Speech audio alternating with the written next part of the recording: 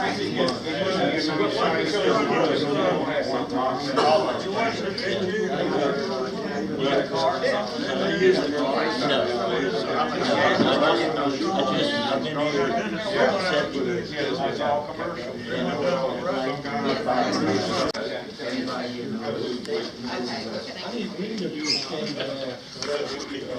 responder standing right there, and I was like, yeah, was like, is she running from y'all? And they're like, no, man, she jumped. And she didn't say anything, and then like I looked at her. Varnish by hanging the rod parallel from a clothesline and going out of the house every 6 minutes to rotate it 90 degrees. So you can do it strictly by hand. On the other hand, a quick commercial for mud hole. I looked on their website, and they've got some beginners rod building kits. I think the lowest one I saw started at $129, which is very reasonable. Golf clubs. That's what this graphite technology has developed for. That and airplane parts. Okay. So we start out with a sheet of material impregnated in a resin. That material is then cut into a pattern. And the patterns are quite variable, and it's the pattern that's going to determine what we'll talk about in a little while, the action and the power of a rod. How thick it is, the wall of the rod, how thick the wall is all along the rod, all right? That sheet, is after it's cut, is tacked to a stainless steel mandrel. That mandrel is what determines the taper of the rod. That's where a lot of the engineering goes.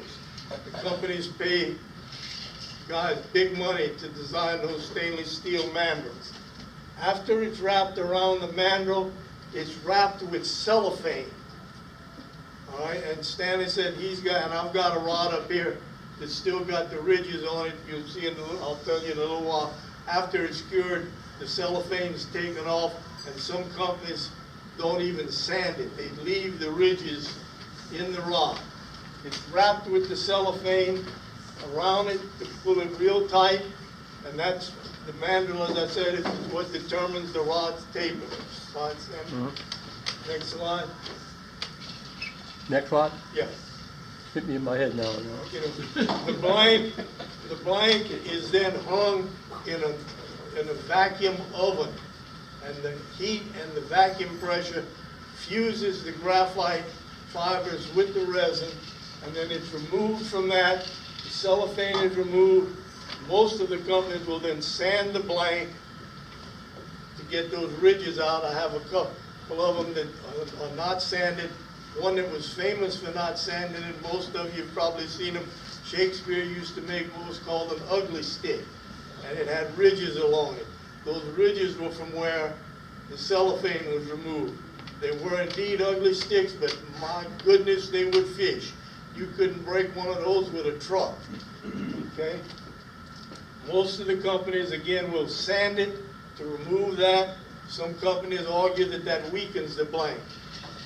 Don't think so, really.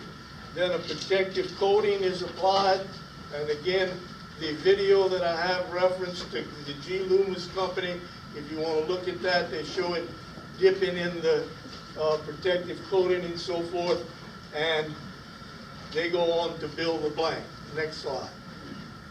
Now, these are the components that I put into that particular rod I was telling you about.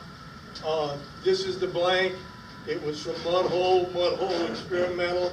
It was a 6'9" blank. I used this Comfort Spin reel seat.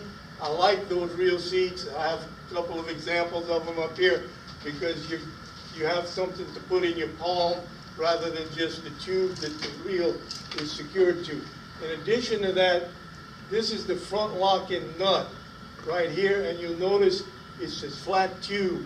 And when you see this finished, what I'll do is I'll cover that with cork or this material, which we'll talk about in a second. And so you don't have exposed threads there. You have a nice foregrip to put in your hand. These guides, microwave guides here shown, and I'll talk about the guides a little later on. These are very I like these guys a lot, and I'll talk about in a little while why I like them in particular. Now, this grip material is called EVA.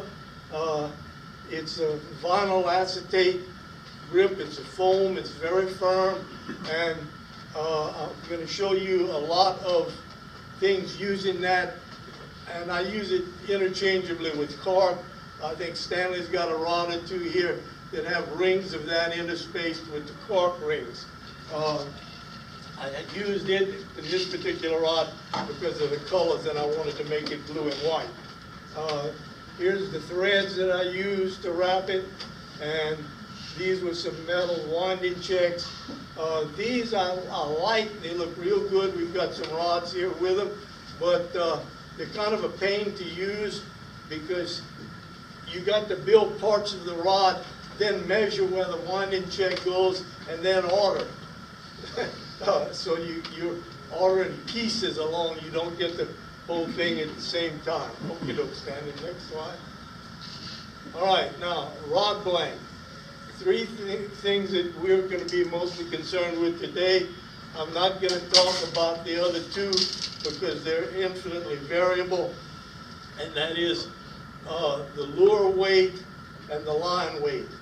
My particular choices, I usually take a blank that's going to, where the lure that I think I'm going to be throwing is in the middle of the lure weight. If I'm thinking I'm going to throw 1/4 ounce jigs with that rod, I'll pick a blank that's rated for what? 3/8 at the top and an 1/8 below it, so that the quarter's in the middle. The other thing that will be specified for a blank is the line weight. Typically, I choose stuff between 15 and 17 pounds. Those weights, line weights, are based on monofilament. Now, I don't want to say most of us, but a huge number of us are all using this braided line, and I found that 20 pounds about like using 15-pound monofilament. It's even a smaller diameter than that. But the things we want to concern with here are the action, the power, and the spine. I think about the action as having to do with how the rod casts. The power is the strength of lifting with the rod, how much you can lift with it. And the spine, I'll show you in just a minute. Another thing you can think of, you can go ahead. Action is also defined as where the rod bends. And here you see, these are the typical ones: slow, moderate, fast, and extra fast. Just the last 1/4 to 1/3 of a rod in the fast action, medium, more toward the middle. I like these kind of rods for throwing corks, because it's a nice, long, slow arc. Yes, sir? I see things that are like medium light. Is light fast or slow? Medium light would be Between medium and slow, or medium no, and fast? I'll get to light in a minute. Okay. Light is power. Okay. All right, well, let's go to the next slide. Light is a power rating. And power ratings, if action is where the rod bends, power is how much it bends. The heavy rod bends less, then obviously the medium and so forth and so on.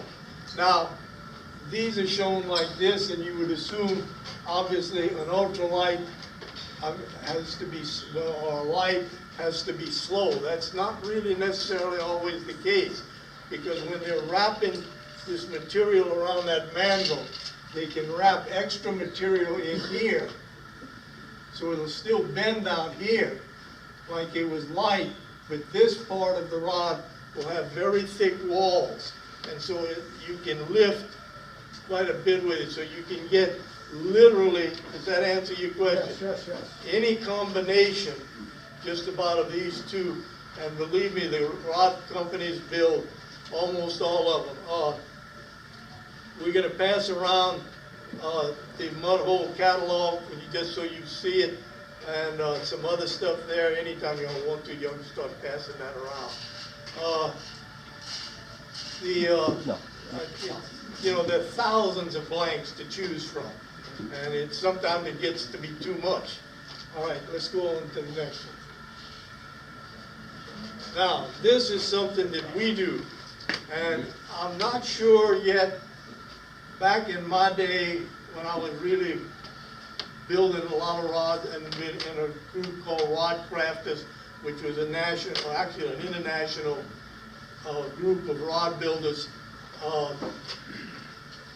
We knew that the commercial companies, even the biggies, Fenwick, Sage, G. Loomis, did not do this when they built a rod.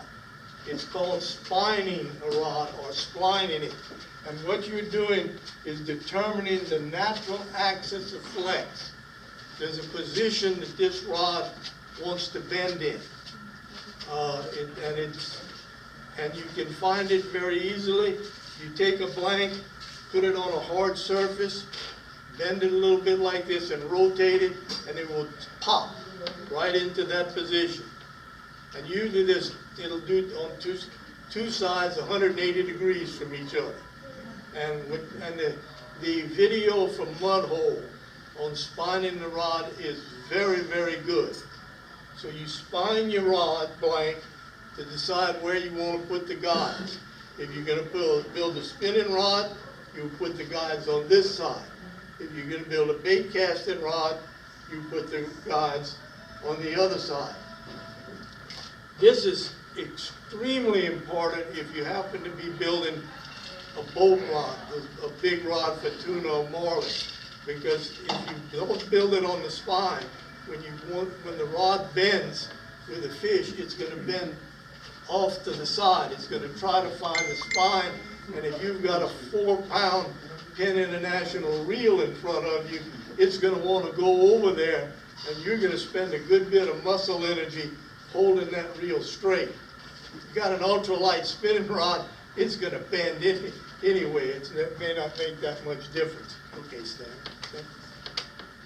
All right, grips. Now, grips again are almost infinite.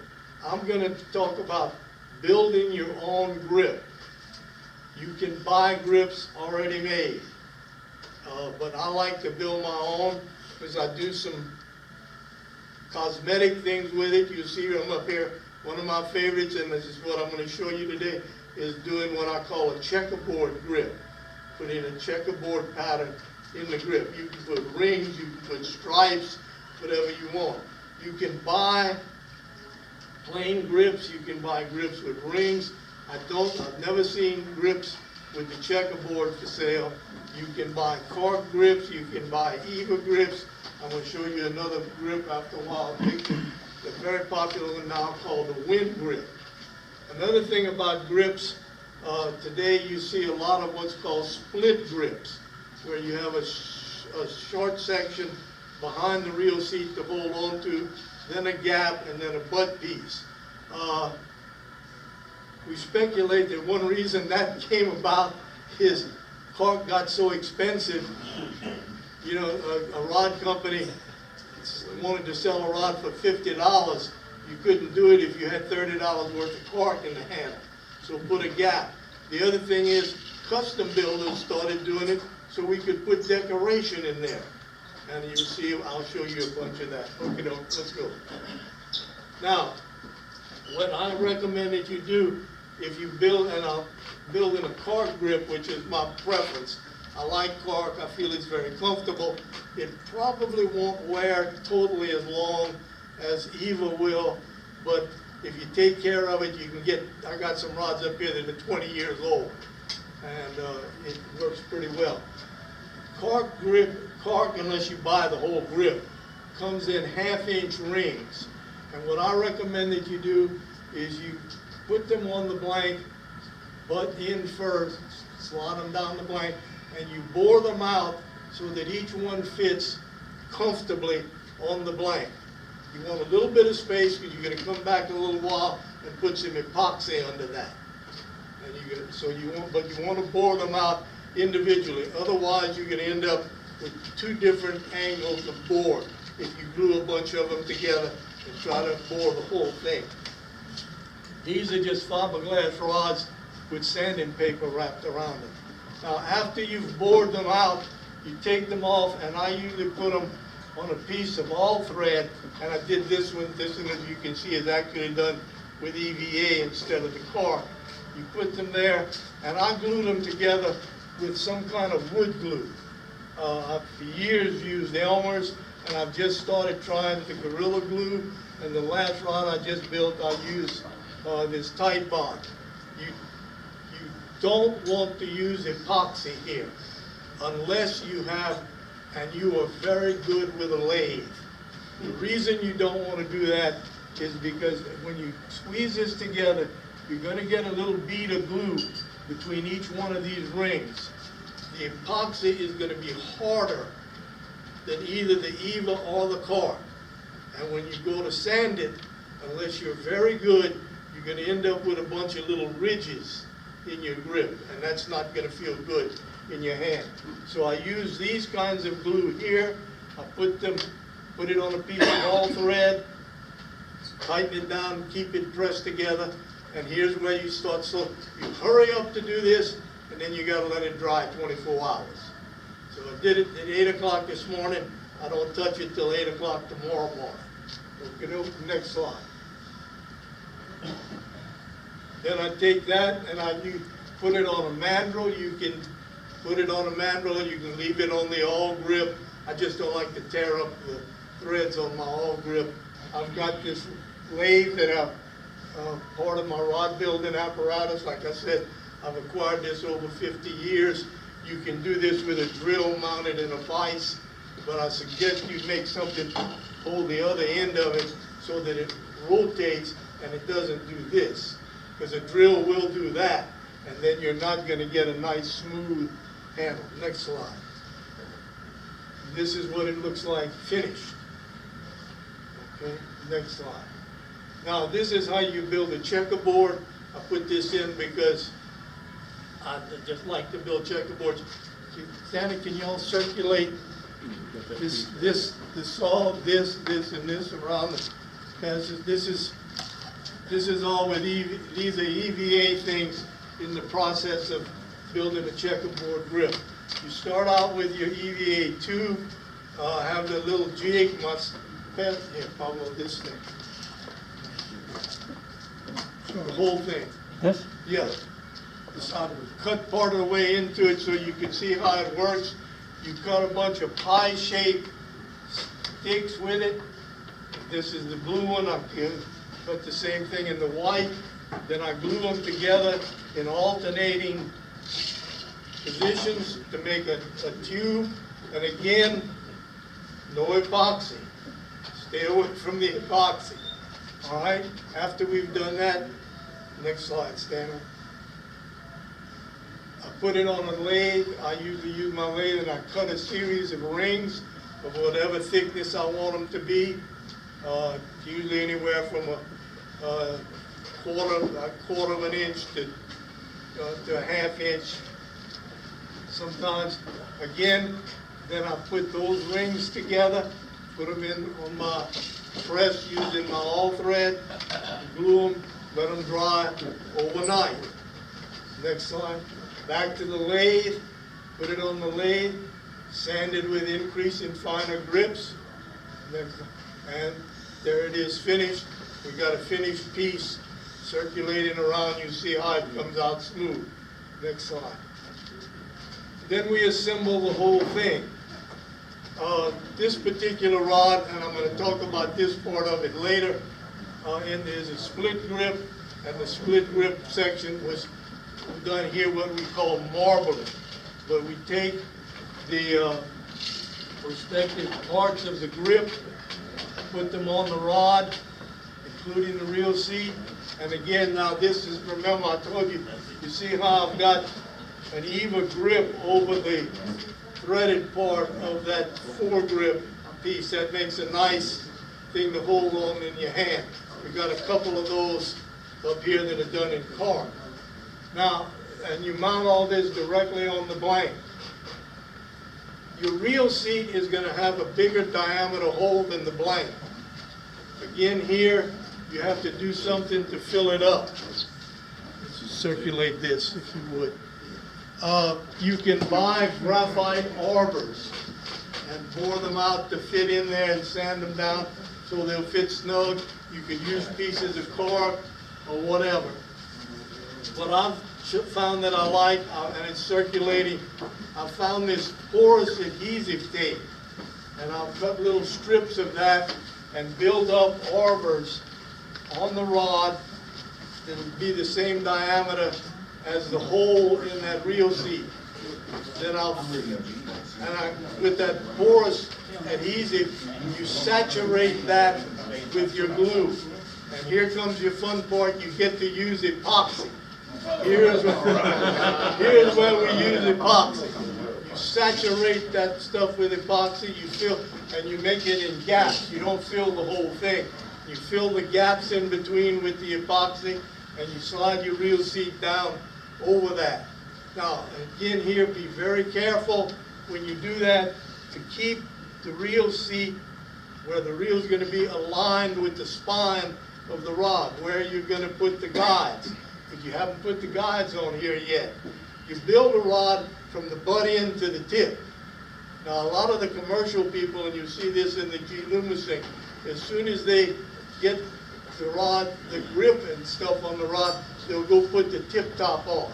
I always wait and put my tip top last. That's just. But anyway, now you mount this directly on the blank, and you use your epoxy glue. And next slide. And we put it. Whoop. Wait a minute, wait a minute.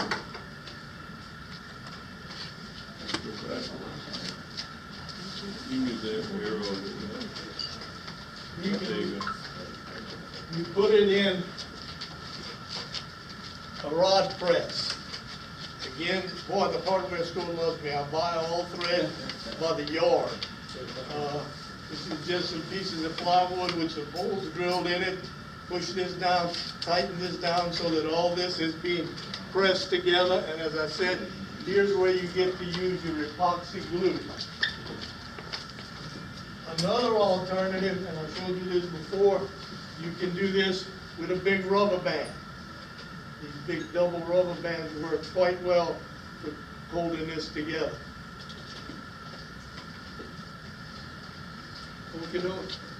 Now, here's an example of a checkerboard grip done in cork.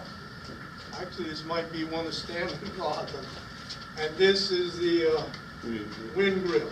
And there's one of these up here you can look at. Is that the split handle? That's a split grip, yeah. You said that the paper, that's where it's not cork, you keep your rod more sensitive. You hold that there or something? Well, this is beyond usually where you hold your hand. Your hand's going to be up here. Okay. So it's just sticking out. All right. I heard somebody the other day that said they'll put their hand on the wind grip, I mean in the gap. But I think even there, with all the cork and the reel seat mounted in front of it, it's going to be deadened. I don't think that's going to be that sensitive as some of these other seats. Now, reel seats. Again, the variety has gotten ridiculous. We can start passing this around if you want to now. We'll pass around the Mudhole catalog just so you see it. But on the front are some of the newest reel seats. They come in dozens of different kinds. I've put 3 examples of bait casting reel seats. The rod goes through the reel seat, but it's covered completely by the reel seat. You're not touching the rod. In the number 2, there's a gap right here, and your finger will touch the rod. I like that very much for when I used to be a bass fisherman, for worm fishing. You can feel that little tap when he picks up that worm. Or I love Carolina rigs for fishing redfish. You don't really usually have to worry about it. A redfish picks up a shrimp on a Carolina rig and he's gone. But if you wanted to be sensitive, and now the more newest things, as you see on the cover of that catalog, are exposing the blank all the way under the reel seat so that your fingers are on the blank itself. We'll get a next one, Stanley. These are 2 spinning reel seats. Other than the open barrel, the graphite grip here for your hand I find very comfortable, or the one covered in cork. And in both cases, you see I made this where the front locking hood of the real seat is covered with a grip, so that it's, again, comfortable on your hand. You're not just holding metal or graphite or whatever. Now, guides. Okay, here we go. Again, man, infinite, hundreds and hundreds of different kinds of guides. Before we get too far into them, I'm going to talk a little bit about one thing that's been a trend. Years ago, when we built spinning rods, we built them with enormous first guides. The reason for that was when line comes off of a spinning reel, it's coming off in big loops like this. In those days, guides created drag on the line, and it would slow your cast down, so you wanted a loophole that the line could go through even in its coil. Not anymore, or not for a long time. This happened 35 years ago. The guide material now is so slick that when you've got those loops, you may not ever see it, but they're actually coming up and hitting the rod like this. The guide material is so slick, it's much slicker than touching the rod. So what you want to do is get those loops out of that as fast as you can and get the line straight. So we've moved in spinning rod, well, in any rod, but particularly spinning rods, to smaller first guides. And I'm going to show you these Max Air guides in a minute that carry this to the extreme, if you will. Next slide. All right, and we got this passing around, two guides, one of them undressed and one of them dressed. You can leave them hooked together if you would. When you get a guide from the company, the guide feet are relatively thick and they're not tapered very well. And the sides of them here drop straight off. That will cause, in the long run, your threads to flex and separate and crack the finish on the top of it. Next slide. What we do is we taper that down. I use a grinding wheel. If we get time, I'm going to ask you all something about this. But this is a thing that I bought 40 years ago from Black & Decker. And we grind down the thickness of it and taper it. Next slide. This is a guide that's been tapered. Those guides that are passing around, one of them is untouched as it comes from the factory, and the other one has been tapered. You see how much I taper it down. You see that the edges are tapered and the point. Okay, trolling, late key trolling. You ought to be able to get more depth with less line out like this. And I know Stanley and Rudy use bait casting reels and not spinning reels to do their trolling. Next slide, Stanley. All right, this is my wrapping jig. And this one is very dated. Mud Holes one is much better than this, but it's used to control the tension on the thread. You can control it by how tight you press the thread spools up against these little bushings. There's a pad here. Sorry, this slide doesn't. The thread goes through that you screw down and put tension on it. It then comes up and is passed through this spring wire guide and over this and over to the rod. And that way you can control your thread tension. Next slide. Determining the size of the wraps. This is primarily cosmetic. I do this for each guide on a sheet of paper before I start putting guides on the rod. I use under wraps. I'll tell you in a minute why I use under wraps. But, and I like, for cosmetic reasons, the over wraps shown in red to be the same size on both sides if you got a 2-footed guide. So what you do is you measure the total length here, you pick a distance you want this to be from there and do the same thing, and then a distance from here to here. And these little bars here are what I call the decorative tag wraps. I use tag wraps on almost all my wraps. And again, that is strictly cosmetic. I just like the way they look. Next slide. All right, here we're initiating an under wrap.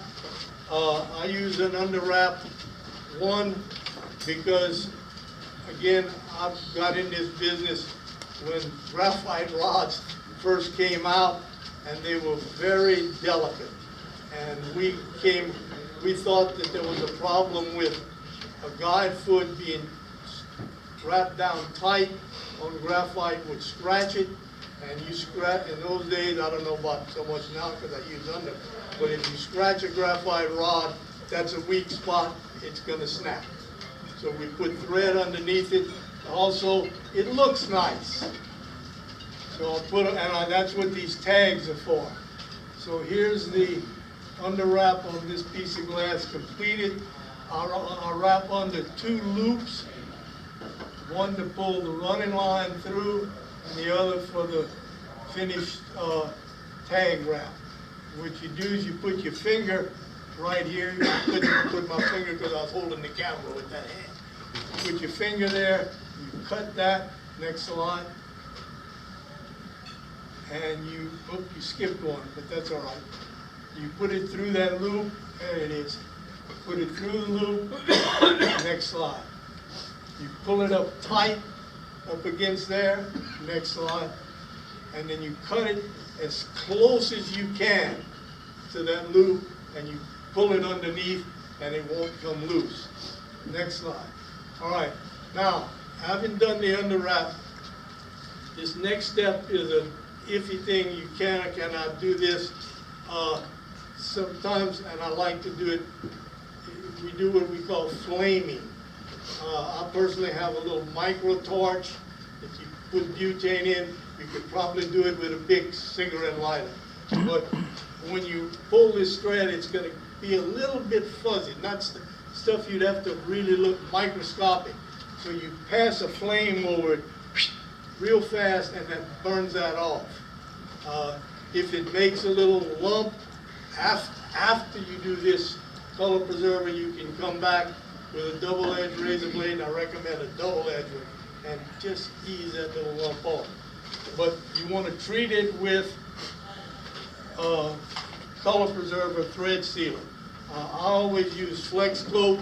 Again, that's strictly because it's what I've done from the beginning. Mud Hole makes their own brand. There's several of them out there. The purpose of this is actually about threefold. First off, if you're using a light color thread and you put epoxy finish on it, it's going to become translucent. You're going to see everything underneath it, all the little pull-throughs and so forth. The second thing it does is it kind of glues that thread down to the blank a little bit. And the third thing it does is fairly important, is if you were to cut this and look at it in cross-section, where you've got anything wrapped, and you can see it if you wrap a rope around something. You've got a rope, then you've got a valley, then you've got a hill, then a valley. It kind of fills in those valleys a little bit. You want those filled in because of the next step. Now, we're going to mount the guides. We tape the guide on top. This is on top. Actually, this would be underneath the rod because this is a spinning rod. But I've got it up because it's easier to work on it than on the bottom. You tape it down like this, and while we're here, I'm going to stop on talking about wrapping just for a second and talk about this guide, this microwave guide. These were developed a few years ago by a guy from Louisiana named Doug Hammond, who graduated from Tulane in zoology and became an authority on bass fishing. He went to Florida, dug a bunch of ponds, put some windows in the side of it, spent his life watching bass feed and writing articles for Bassmaster magazine. And he developed these guides. Now what you've got is a fairly large guide, about 20 or 30, 25 or 30 millimeters in diameter. and then mounted to that is a smaller guide out in front of it. And what this does is it takes that loop of line coming off and it straightens it right out. And when we get to the last slide on this rod, I'll show you that this guide, the little part of this is the same size as the next guide out on the rod. So we started to wrap, again, a darker thread over this. And here, another trick to use is for your under wrap, threads come in different sizes, A, B, C, D, E.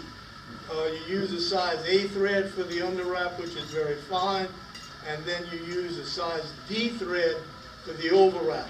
Not because of the strength, but because that will keep that thread out of those valleys and keep you from getting gaps in between. Next slide. All right, here we are, we're wrapping. This is a 2-foot guide, it doesn't make any difference. You know, again, I've used these tags on here, that's strictly cosmetic.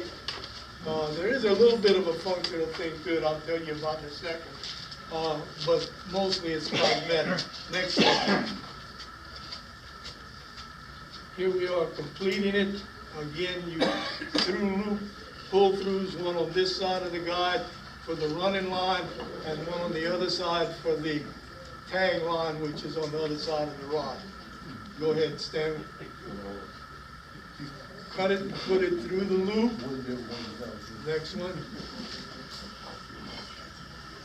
Through the loop, you see it past here.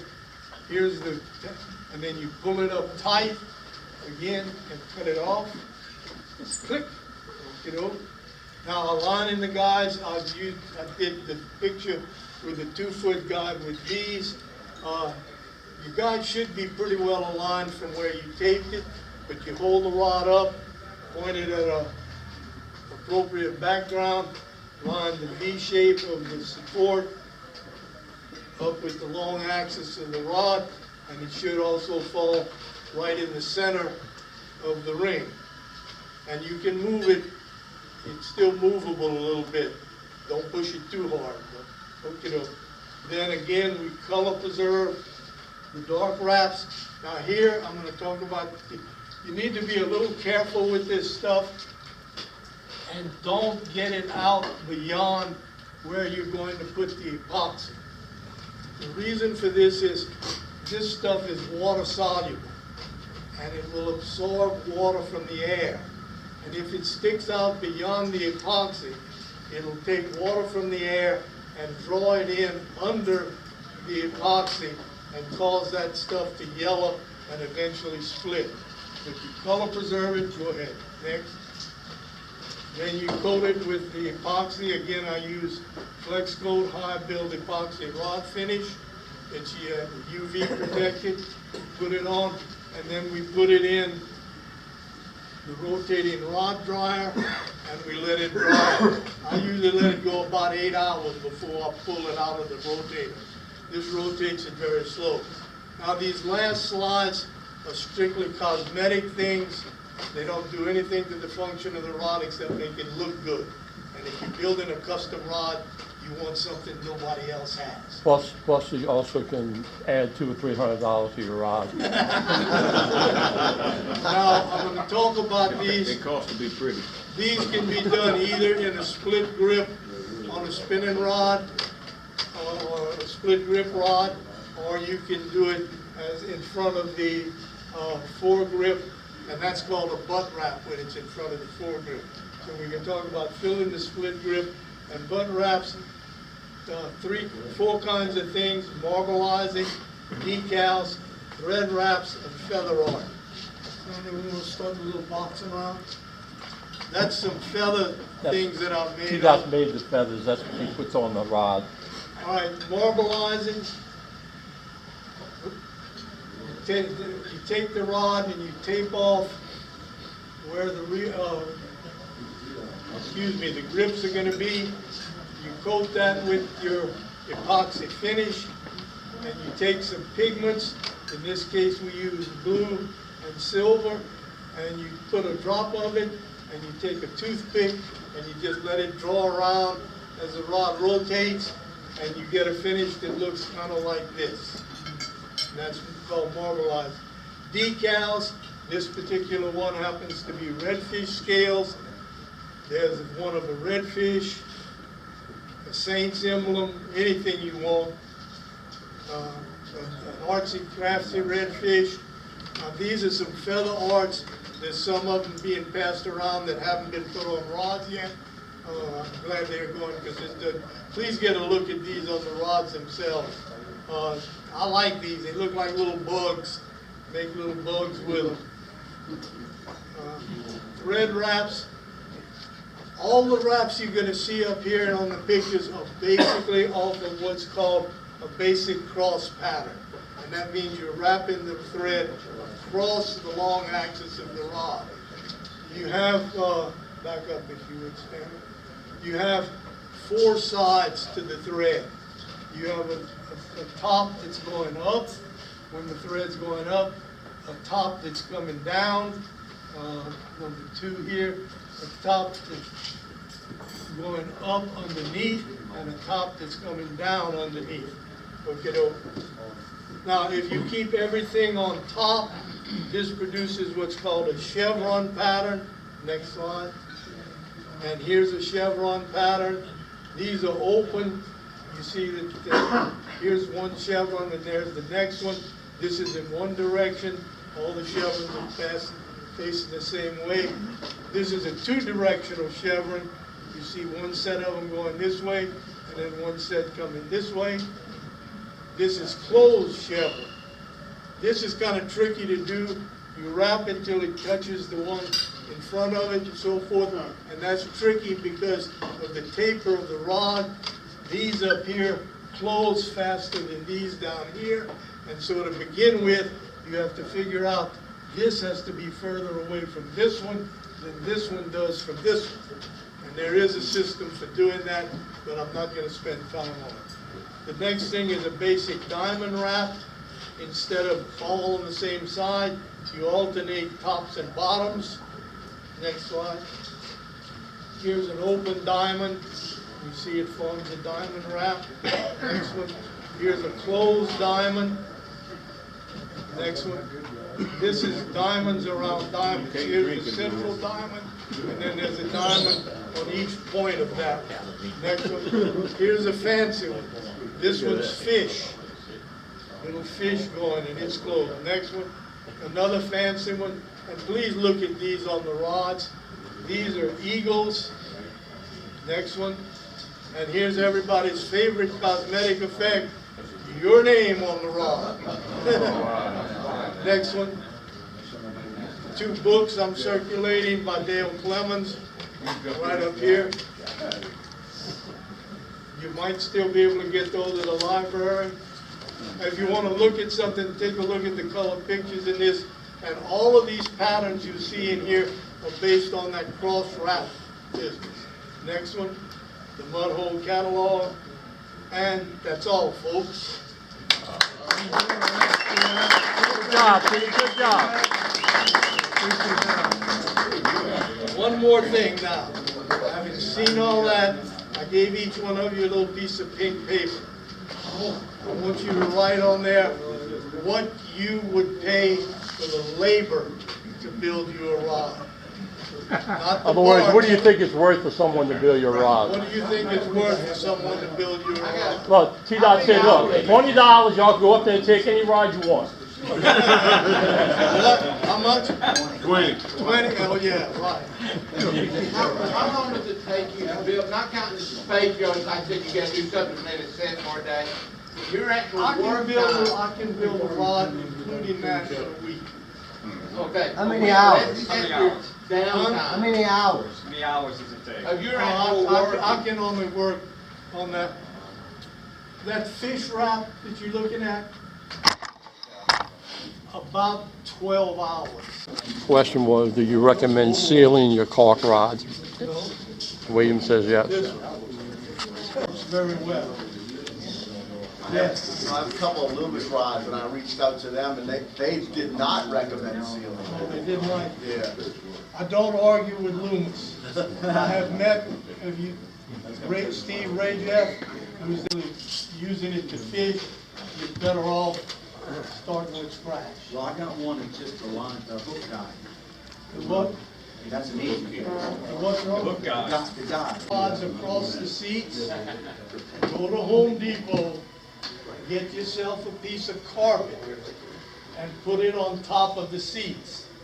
The worst thing for that guy is slapping it on that metal. If you just put a piece of carpet in there, I would say it'll cut down the chances of cracking that ring 90%.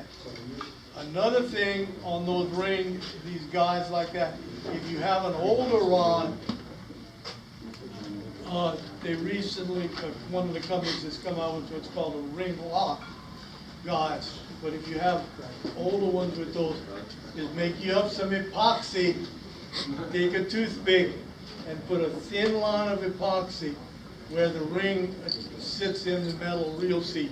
They have a bad habit of the older ones in particular popping out. Now you can put them back in, you gotta be careful.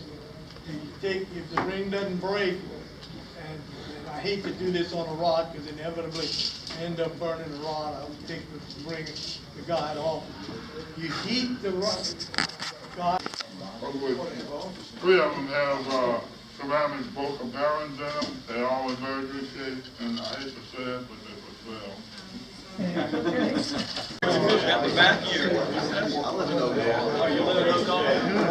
See